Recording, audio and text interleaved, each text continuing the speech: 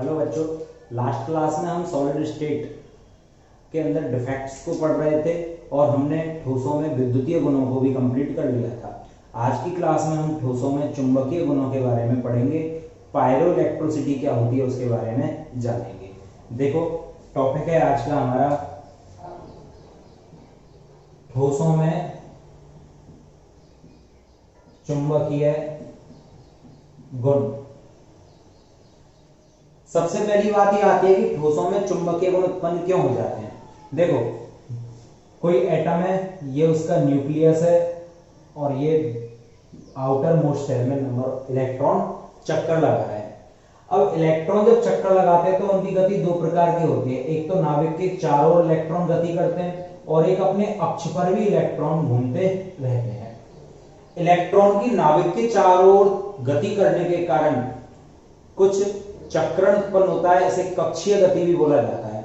और इलेक्ट्रॉन के अपने अक्ष पर घूमने के कारण भी कुछ चुंबकीय आघूर्ण उत्पन्न होता है, ये चक्रण गति के नाम से जानी जाती है। अब इलेक्ट्रॉन जब अपने अक्ष पर घूमता है और नाभिक के चारों ओर घूमता है तो इस सिचुएशन में कक्षीय गति उत्पन्न होती है, और जब अपने ही पोजीशन पर घूमता रहता है, अक्ष पर घूमता रहता है, तो इस सिचुएशन में वहां पर चक्रण गति उत्पन्न हो जाती है। कक्षकीय गति और चक्रण गति के कॉम्बिनेशन के कारण कुछ चुंबकीय आघूर्ण उत्पन्न हो जाता है। इस चुंबकीय आघूर्ण को म्यू से रिप्रेजेंट किया जाता है। ठीक है, चुंबकीय आघूर्ण को किससे रिप्रेजेंट करते हैं? हम म्यू से रिप्रेजेंट करते हैं।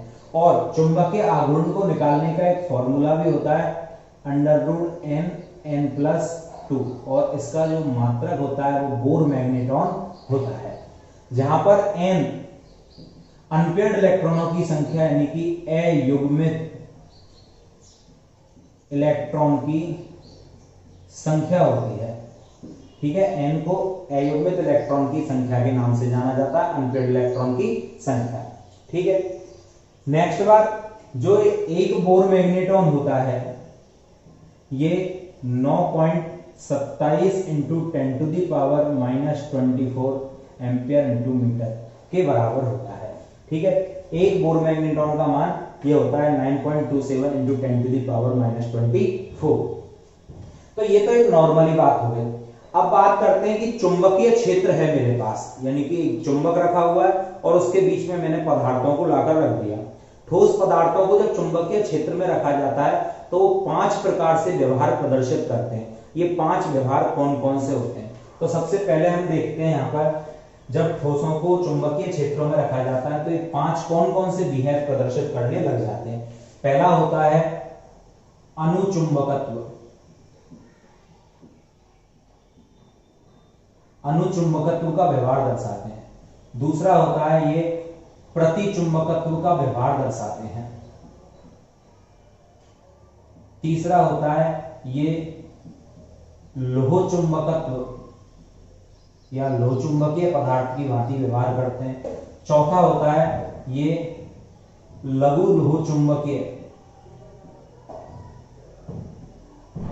लोहचुंबकत्व की भांति व्यवहार करते हैं। और पांचवा होता है प्रति लोहचुंबकत्व की भांति व्यवहार करते हैं। ये व्यवहार कब प्रदर्शित किया जाता है? जब पदार्थों को चुंबकीय क्षेत्र में रखा जाता है तो चुंबकीय क्षेत्र में रखने पर इस प्रकार के व्यवहार प्रदर्शित किए जाते हैं। जैसे चुंबकीय क्षेत्र क्या होता है, जैसे ये मेरे पास एक N सिरा है किसी चुंबक का और ये S सिरा है। अब इसके बीच में मैंने पदार्थ को रख दिया। पदार्थ को रखने पर क्या होगा? चुंबकीय बल रेखाएं निकलेंगी। हो सकता है चुंबकीय बल रेखा इससे दूर होकर निकलने लग जाए तो ये प्रतिकर्षित करेंगे चुंबकीय बल रेखाओं को। हो सकता है चुंबकीय बल रेखाएं इसके पास होकर गुजरने लग जाएं या इसी में से होकर गुजरने लग जाएं तो ये चुंबकीय बल रेखाओं को आकर्षित करने का काम करते हैं।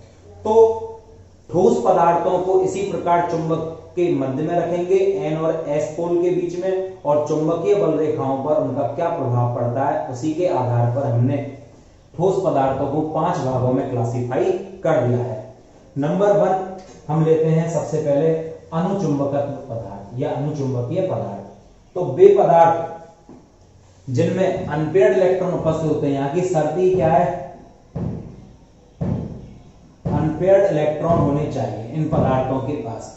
यदि इन पदार्थों के पास अनपेयर्ड इलेक्ट्रॉन हैं तो अनपेयर्ड इलेक्ट्रॉन होने पर ये क्या करेंगे, चुंबकीय बल रेखाएं जो होती हैं, जैसे ये मेरे पास N और ये मेरे पास S और यहाँ पर मैंने पदार्थ को रख दिया, तो ये क्या करेंगे, चुंबकीय बल रेखाओं को थोड़ा सा अपनी ओर अट्रैक्ट करने लग जाते हैं। और चुंबकीय बल रेखाओं को जब ये अट्रैक्ट करते हैं तो हम क्या कहेंगे, अनुचुंबकीय पदार्थ वे पदार्थ होते हैं जो चुंबकीय क्षेत्र में रखे जाने पर चुंबकीय बल रेखाओं से या चुंबकीय बल रेखाओं को दुर्बल रूप से अपनी ओर आकर्षित करते हैं।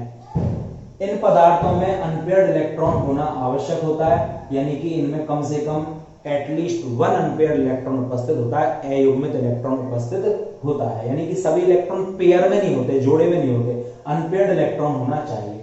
दूसरी बात, इन पदार्थों में क्या होता है, जैसे आपने देखा होगा कि एक चुंबक है मेरे पास, मैंने यहां से एक कील को चिपका दिया, इससे मैं दूसरी कील को चिपका सकता हूं, इसी से मैं तीसरी कील को चिपका सकता हूं, इसी से चौथी, और उसके बाद शायद एक आध कील या आलपिन हो वो चिपक भी जाए और छूट भी जाए।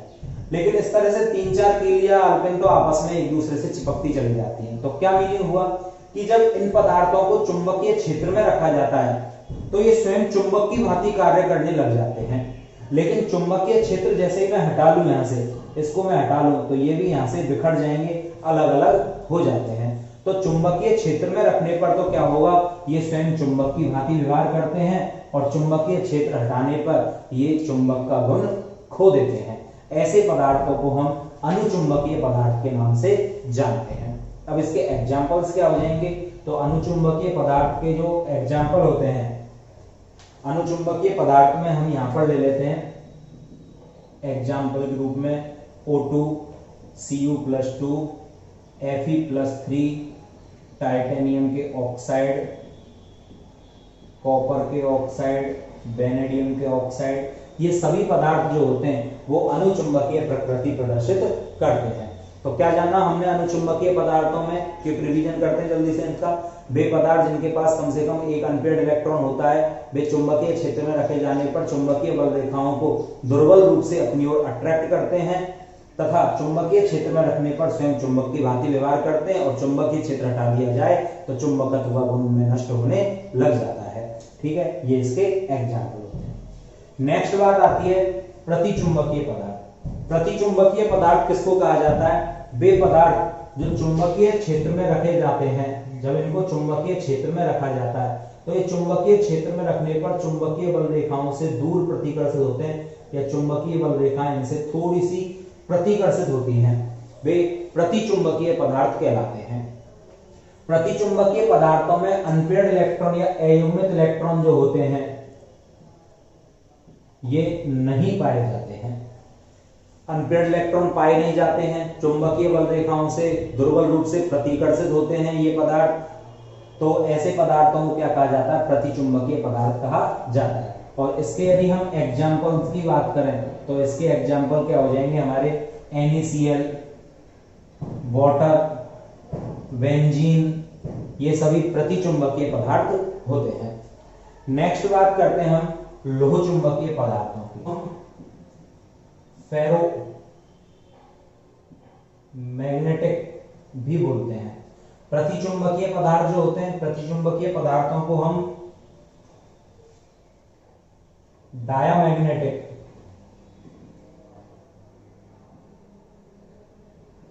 और अनुचुंबकीय पदार्थ जो होते हैं, अनुचुंबकीय पदार्थों को हम पैरामैग्नेटिक,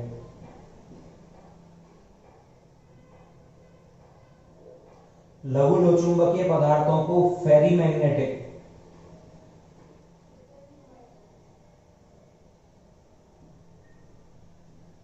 और प्रतिलोचुंबकीय पदार्थों को एंटी फेरो मैग्नेटिक के नाम से जानते हैं। एंटी फेरोमैग्नेटिक के नाम से इसको अपन जानते हैं। ठीक है,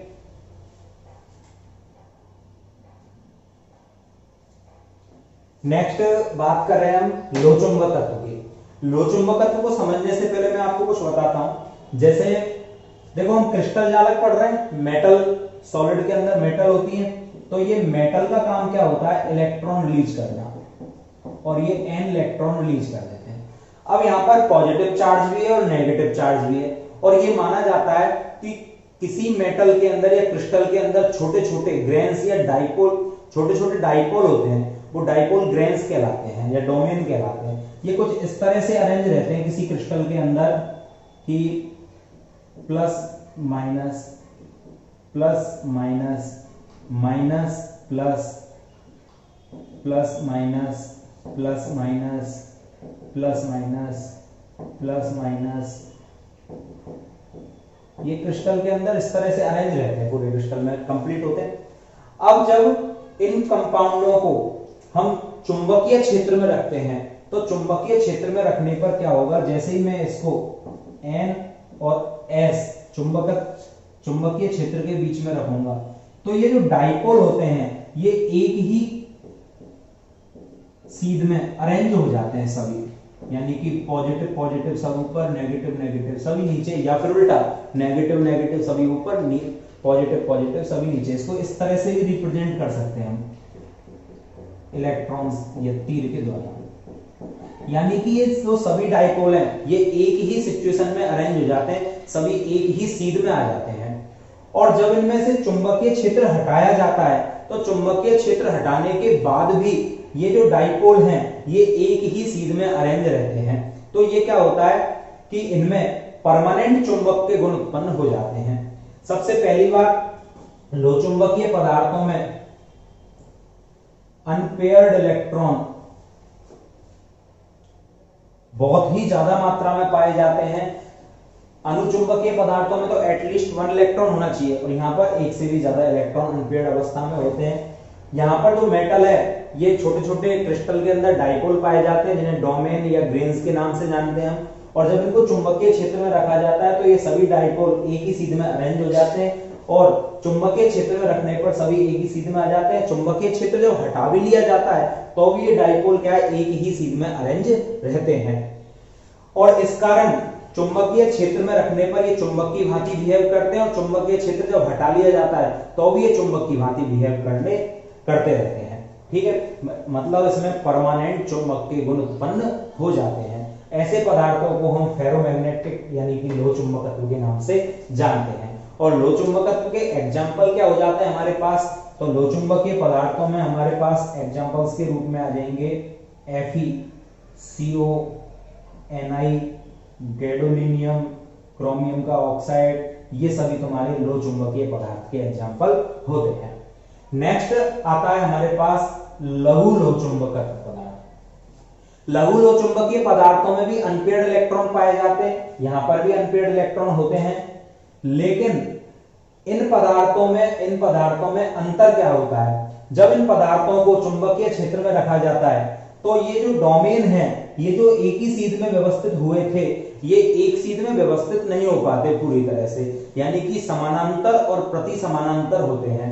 कुछ इस तरह से इनका अरेंजमेंट होता है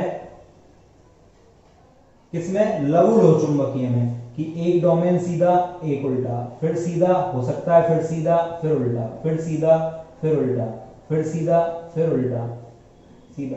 तो कुल मिलाकर समानांतर और प्रति समानांतर डोमेन है ये इक्वल नहीं हो पाते हैं। जैसे मैंने तो यहां बना दिए नॉर्मली, ज्यादा भी और कम कुछ भी हो सकते हैं। तो देखो 1 2 3 4 5 6 मैंने सीधे बनाए, और 1 2 3 4 मैंने उल्टे बनाए। तो इसका मतलब 4 उल्टे और 4 सीधे तो कैंसिल आउट हो जाएंगे, 2 सीधे बचे, वो कुछ ना कुछ चुंबकीय आघूर्ण जनरेट करेंगे, और चुंबकीय आघूर्ण यदि बनेगा तो ये चुंबकत्व प्रदर्शित करने लग जाएंगे, यानी कि ये चुंबकीय क्षेत्र में रखे जाने पर दुर्बल रूप से आकर्षित होते हैं। बिल्कुल एज ए लघु लो चुंबकीय पदार्थों को मैं अनुचुंबकत्व से कंपेयर कर सकता हूं कि ये इसी टाइप के होते हैं। ठीक है, अब इसके एग्जांपलों की हम बात करें लघु लो चुंबकीय पदार्थों की, तो लघु लो चुंबकीय पदार्थों में मेरे पास एग्जाम्पल के रूप में कौन आ जाता है, तो यहां पर कुछ धातुओं के ऑक्साइड जैसे Fe3O4 या जिंक Mg का Fe2O4, Zn Fe2O4, ये इसके एग्जाम्पल होते हैं।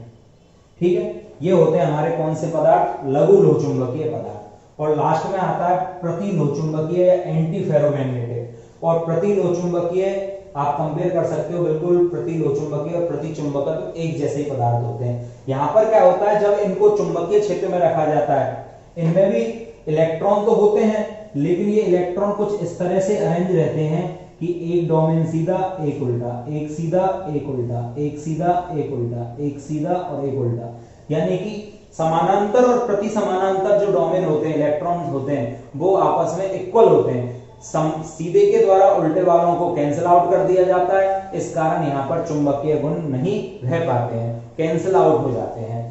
और ऐसे पदार्थ मेरे क्या होते हैं, प्रति लोह चुंबकीय पदार्थ होते हैं, इनमें चुंबकत्व का गुण नहीं पाया जाता है। और प्रति लोह चुंबकीय पदार्थों के यदि हम एग्जांपल्स की बात करें कि प्रति लोह चुंबकीय पदार्थ कौन से होते हैं, तो देखो मैग्नीज के कुछ ऑक्साइड होते हैं, MnO, MnO2,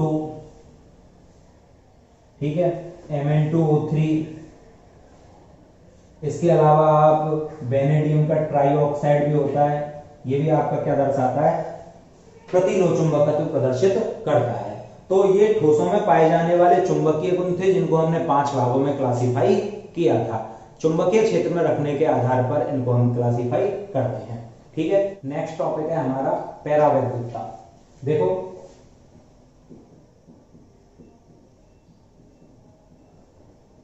पैरावैद्युतता इंग्लिश में इसे बोला जाता है पायरो इलेक्ट्रिसिटी।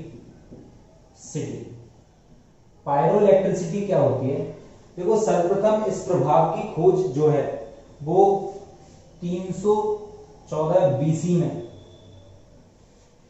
थियोफ्रास्टस नाम के एक साइंटिस्ट हुए थे। उन्होंने क्या देखा था कि एक जो लकड़ी होती है उसके द्वारा, लिंगरिक की लकड़ी थी, लिंगरिन की लकड़ी के द्वारा बुरादे को अपनी ओर अट्रैक्ट किया जा रहा था, आकर्षित किया जा रहा था। यह घटना सबसे पहले देखी थी थियोफ्रास्टस नाम के एक साइंटिस्ट ने। उसको बाद लगभग 1707 में जॉर्ज सिमिट नाम के एक साइंटिस्ट ने क्या देखा, इस प्रभाव की दोबारा से खोज की थी। जॉर्ज सिमिट ने इस प्रभाव की दोबारा से क्या की थी, खोज की थी। उन्होंने क्या देखा था कि एक जो लकड़ी, जो बुरादा होता है, राख होती है, उसको गर्म पत्थर के द्वारा अपनी ओर आकर्षित किया जाता है। सेम घटना थियोफ्रास्टस ने देखी थी कि लिंगरिन जो है वो लकड़ी के बुरादे को अपनी ओर अट्रैक्ट कर रहा था। उसके बाद 1707 काफी वर्षों के बाद, शताब्दियों के बाद जॉर्ज सिमिट ने इस घटना को पुनः देखा और उन्होंने क्या देखा था कि जो पत्थर होता है, गर्म पत्थर, वो राख को या बुरादे को अपनी ओर आकर्षित करता है, उस पर चिपका लेता है। उसके बाद लिनेउस नाम का एक साइंटिस्ट हुआ था और इस साइंटिस्ट ने इसे विद्युतीय घटना बताया कि ये एक विद्युतीय घटना होती है। लिनेउस ने इस घटना का नाम क्या दे दिया, पायरोइलेक्ट्रिसिटी को विद्युतीय घटना बता दिया, ठीक है। फिर इसके बाद लास्ट में सर डेविड ब्रेवेस्टर नाम का एक साइंटिस्ट हुआ था, इसी ने इसका नाम पैरावैद्युतता रखा। तो ये तो हो गई इसकी हिस्ट्री, ठीक है, कि किस तरह से ये घटना धीरे धीरे सामने आई और किसने इसका नामकरण कर दिया और खोज किसने इसकी की थी और ये इसको आगे बढ़ाने में सहायक हो गया। अब पायरोइलेक्ट्रिसिटी होती क्या है, तो मेनली पायरोइलेक्ट्रिसिटी दो शब्दों से मिलकर बनी है, PYR यानी कि फायर, आग, और इलेक्ट्रिसिटी तो आप जानते ही हो। इलेक्ट्रिसिटी का मतलब होता है वैद्युतता यानी कि बिजली। तो आग से उत्पन्न होने वाली इलेक्ट्रिसिटी परावैद्युतता यानी कि पायरो इलेक्ट्रिसिटी कहलाती है। ये एक्चुअली एक तापीय गुण होता है। जब किसी क्रिस्टल को हम गर्म करते हैं तो क्रिस्टल को गर्म करने पर उसमें अस्थायी वोल्टता उत्पन्न होने लग जाती है। केवल गर्म करने से नहीं, जब किसी क्रिस्टल को गर्म किया जाए अथवा ठंडा किया जाए तो उसमें अस्थायी वोल्टता उत्पन्न हो जाती है और इस अस्थायी वोल्टता के कारण ही उसमें इलेक्ट्रिसिटी है वो आती है और इसी को परावैद्युतता के नाम से जाना जाता है। एक्चुअली ये अस्थायी वोल्टता, जब हम क्रिस्टल को गर्म करते हैं तो क्रिस्टल में जो एटम होते हैं उनका ओरिएंटेशन बिगड़ जाता है, वो गतिज ऊर्जा ग्रहण करते हैं, निम्न ऊर्जा स्तर से उच्च में चले जाते हैं या विचलन दर्शाते हैं, और विचलन दर्शाने के कारण उन एटम्स की जो अरेंजमेंट है वो बिगड़ जाता है, जिससे क्रिस्टल में कुछ ध्रुवणता उत्पन्न होती है, और जब क्रिस्टल में ध्रुवणता उत्पन्न होती है तो उनमें अस्थायी वोल्टता आने लग जाती है। तो कहने का मतलब क्या, डेफिनेशन क्या हुई, जब किसी क्रिस्टल को ठंडा अथवा गर्म किया जाता है तो अवयवी कणों के अरेंजमेंट में परिवर्तन के कारण कुछ ध्रुवणता उत्पन्न होती है, और इस ध्रुवणता के कारण ही क्रिस्टल में अस्थायी वोल्टता उत्पन्न हो जाती है। इस अस्थायी वोल्टता को ही परावैद्युतता के नाम से जाना जाता है। अच्छा, किसी क्रिस्टल को मैंने गर्म कर दिया, क्रिस्टल गर्म हो रहा है, गर्म होने के बाद जब तक वो गर्म होता जाएगा उसमें अरेंजमेंट बिगड़ता जाएगा, अभी कणों का अरेंजमेंट खराब होगा तो वो वोल्टता उत्पन्न करता जाएगा, तो इलेक्ट्रिसिटी ज्यादा प्राप्त होगी। अब मैंने गर्म करके उसको स्थिर कर दिया, अब उसके टेम्परेचर को मैं बढ़ा नहीं रहा हूं। जब स्थिर कर दिया तो इस सिचुएशन में क्या होगा, मैं उसमें वोल्टमीटर वगैरह लगाकर धारा को मापूंगा, तो कुछ धारा का क्षरण तो वोल्टमीटर के द्वारा कर दिया जाएगा क्योंकि वो रीडिंग को लेगा। तो ऐसी स्थिति में क्या होता है, जब ताप को बढ़ाकर स्थिर कर दिया जाता है तो वहां पर वोल्टता का क्षरण होने लग जाता है वोल्टमीटर द्वारा या अन्य कारणों से, तो इलेक्ट्रिसिटी में भी कमी आने लग जाती है, यानी कि उसकी वोल्टता में कमी आती है। कब होती है ये सिचुएशन, जब ताप को बढ़ाकर स्थिर कर दिया, जब तक ताप बढ़ेगा जब तक तो वोल्टता बढ़ेगी, ताप को बढ़ाकर मैंने स्थिर कर दिया तो वोल्टता के मानों में क्या आने लग जाती है, कमी आने लग जाती है। अच्छा, एक शब्द तो होता है परावैद्युतता और एक होती है ताप वैद्युतता। एक शब्द कौन सा होता है, ताप वैद्युतता। ये परावैद्युतता और ताप वैद्युतता एक ही शब्द है क्या, नहीं। परावैद्युतता में तो क्या होता है, जब क्रिस्टल को हम गर्म करते हैं तो क्रिस्टल को गर्म करने पर एक ताप से दूसरे ताप पर क्रिस्टल में पूर्ण रूपेण चेंजेज आते हैं, जबकि ताप वैद्युतता में क्रिस्टल का टेम्परेचर एक पार्ट में अलग होता है और दूसरे पार्ट में अलग होता है। जैसे कोई लोहे की छड़ को हम एक सिरे से गर्म करें तो उसके एक सिरे से दूसरे सिरे तक जो ऊष्मा है उसे पहुंचने में टाइम लगता है, एक सिरे का टेम्परेचर कुछ होता है दूसरे का कुछ होता है। तो ताप वैद्युतता में तो जो क्रिस्टल है उसका टेम्परेचर एक पार्ट में कुछ है और दूसरे पार्ट में कुछ होता है, जबकि परावैद्युतता में क्रिस्टल का जो टेम्परेचर होता है वो एक ताप पर कुछ होता है और दूसरे टेम्परेचर पर कुछ और हो जाता है, यानी कि एक समय में कुछ टेम्परेचर दूसरे में कुछ टेम्परेचर। तो ये दोनों ही डिफरेंट वर्ड है, इनको एक साथ कनेक्ट नहीं किया जाता है, ठीक है।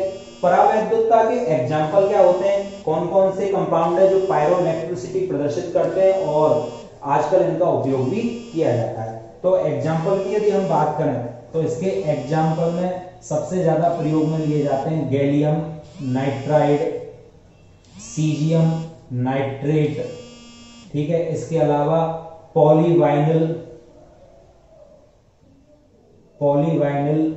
फ्लोराइड, इसके अलावा एक बहुत ही इंपॉर्टेंट कंपाउंड होता है लिथियम टेंथेलेट,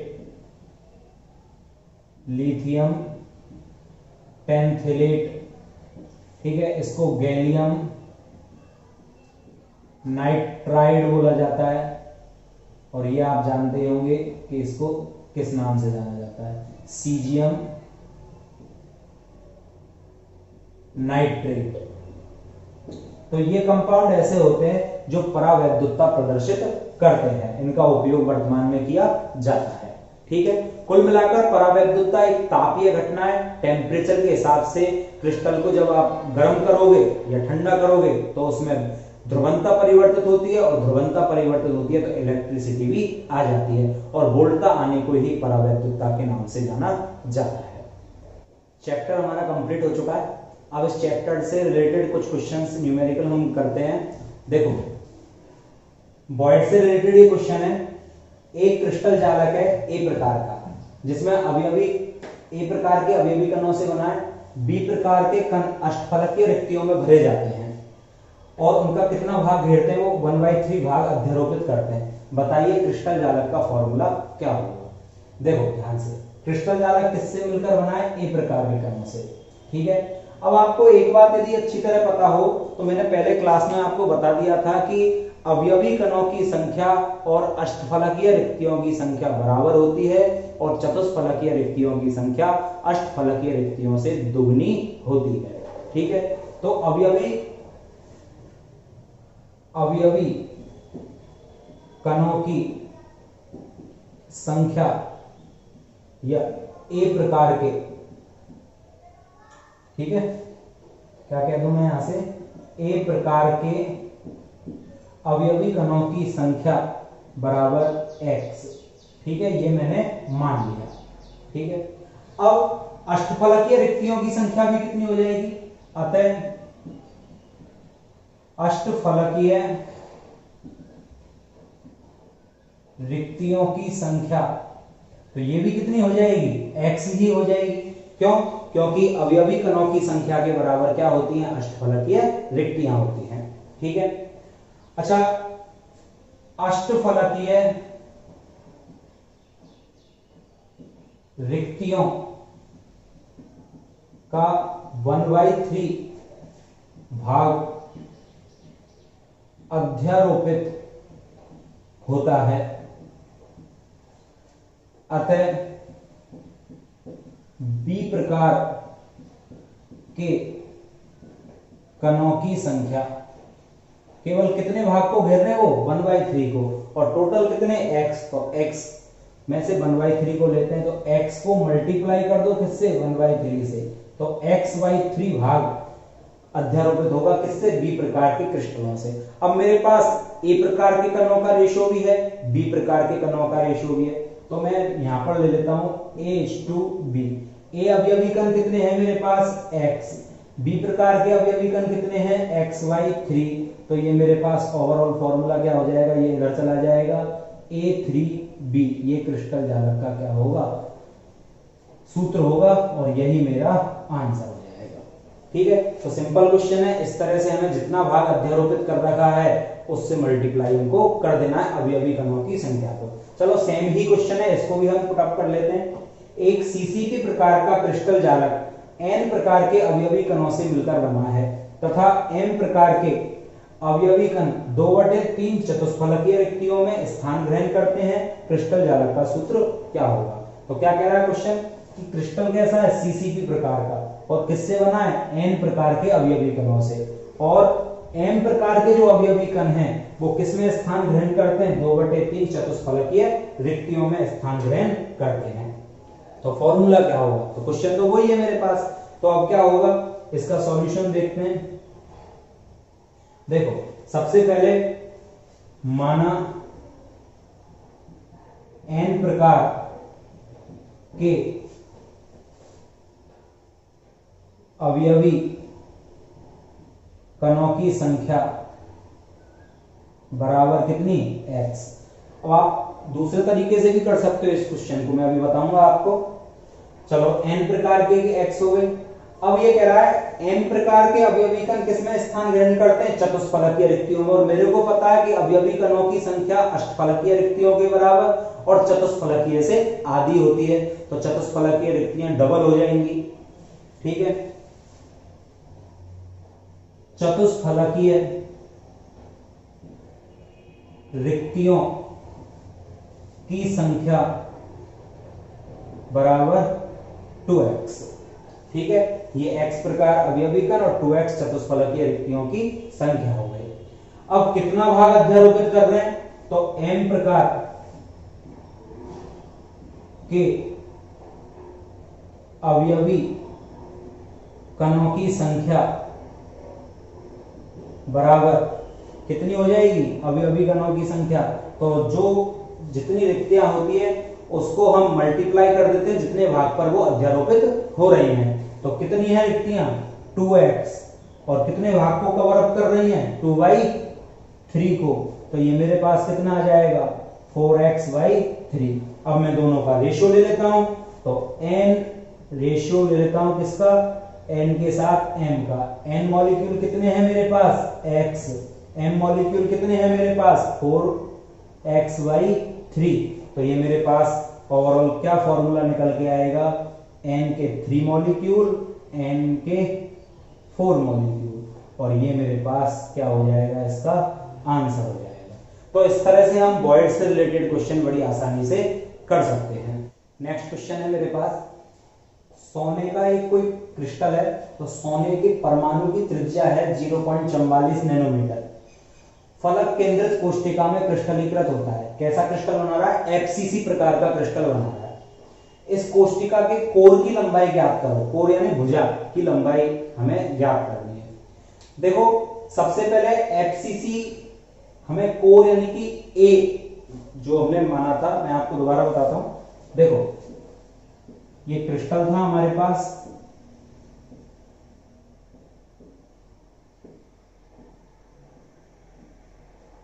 इस क्रिस्टल में एक अवयवी कण कहां पर रखा हुआ था? बीचों बीच, और एक अवयवी कण यहां पर निबिड़ संकुलित व्यवस्था में हमने इस तरह से पढ़ लिया था, और इनको स्पर्श करते हुए एक हमने विकर्ण खींचा था। एफसीसी की संकुलन दक्षता निकाली थी, उस समय ये टॉपिक हमने पढ़ लिया था। जहां पर जो प्रत्येक भुजा है उसको मैंने क्या माना था? ए माना था। प्रत्येक कोर को क्या माना था मैंने? ए। 12 किनारे सभी को हमने ए मान लिया था। तो यहां पर हमने देखा था कि ए बराबर मेरे पास प्राप्त होता है 4r/√2, जिसको मैं और क्या लिख सकता हूं? इसको 2 × 2 लिख सकता हूं, और 2 का मतलब √2 × √2, √2 से √2 कट जाएगा, तो मैं इसको लिख सकता हूं 2√2r ए बराबर। ठीक है। अच्छा, इसको मैं तुम्हें यहां पर भी बता सकता हूं। देखो अब आप ध्यान से देखना थोड़ा सा, कि यहां से लेकर यहां तक को मैं क्या मान लू? r। ये पूरा गोला आ रहा है इस पर, तो ये क्या हो जाएगा? 2r, और ये क्या हो जाएगा? r।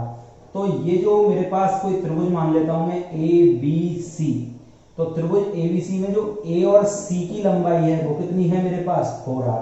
ये हम पहले पढ़ चुके थे काफी डिटेल में। ठीक है। अब यहां से यहां तक की लंबाई a, यहां से यहां तक की लंबाई a, और पाइथागोरस प्रमेय यहां पर लग जाएगी, तो मैं क्या कहूंगा? AC का स्क्वायर बराबर, ये मेरे पास क्या हो जाएगा? a स्क्वायर, और ये मेरे पास क्या हो जाएगा? a square. ठीक है। तो ये 4r का स्क्वायर, और ये आ जाएगा 2a स्क्वायर। तो a बराबर क्या आ जाएगा? a बराबर ये हो जाएगा मेरे पास 4r बराबर √2a। मैंने यहां से स्क्वायर को हटा दिया, और a बराबर मेरे पास क्या आ जाता है? 4r/√2। अब ये बार बार आप निकाल कर नहीं देखोगे, ये आपको डायरेक्ट याद होना चाहिए। मैंने वहां पर डिटेल में लिखा भी दिया था। ठीक है। अब मेरे को बस वैल्यू पुट अप करनी है, तो a की वैल्यू मेरे पास आ चुकी है कितनी? 2√2r। a बराबर 2√2 का क्या होता है? 1.414 इंटू, और r रेडियस है जो दे रखी है 0.44 नैनोमीटर। इसको आप मल्टीप्लाई करोगे, और मल्टीप्लाई करने के बाद आपका आंसर आ जाएगा, और ये मल्टीप्लाई करने पर आपका आएगा 1.244। ठीक है, नैनोमीटर। और ये आपकी क्या हो जाएगी? रेडियस हो जाएगी, और ये आपका क्या है? आंसर। ठीक है। तो इस तरह से आप यहां पर किसी भी ए को कैलकुलेट कर सकते हो। ठीक है। इस चैप्टर से रिलेटेड और कौन कौन से क्वेश्चन आप पर नहीं आ रहे हैं, इसके पीछे के सभी क्वेश्चनों को आप करके देखोगे, और मेरे व्हाट्सएप नंबर पर या फिर कमेंट बॉक्स में आप लिखकर मेरे को भेजोगे कि ये क्वेश्चन नहीं हुए। नेक्स्ट क्लास में मैं उन क्वेश्चनों को आपको करवाऊंगा। आज की क्लास में इतना ही। Thank you.